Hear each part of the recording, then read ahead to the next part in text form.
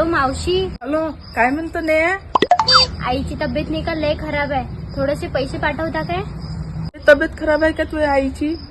बरं बरं, पाठवतो मी पैसे. बरं, काळजी घे तिची. हा, ठीक आहे. बाई, मी तर तिला हो म्हटलं पैसे पाठवायचे. आता माझ्याजवळ पैसे नाही. आता कसं करू बाई मी? बाई, पाहतो मी आता कुठून तरी पैसे.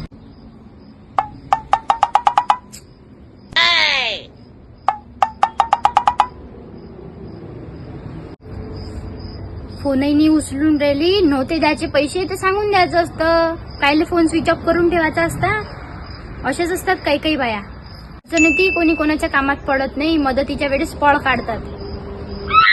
कशी आहे हिची बहीण, मदतीच्या टाइमला फोन बंद करून ठेवते. गोळ्या, आई गोळ्या कोण आणून दिल्या?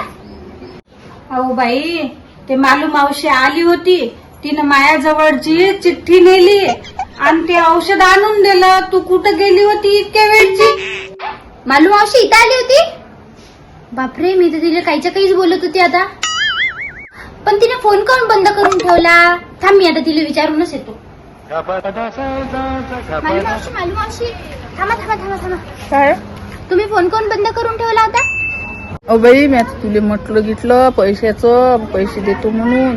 पण काय करू, माझ्याजवळ पैसेच नव्हते. म्हणून किती मी काय केलं, मोबाईल विकला आणि आईच्या गोळ्या आणून दिल्या तुझ्या.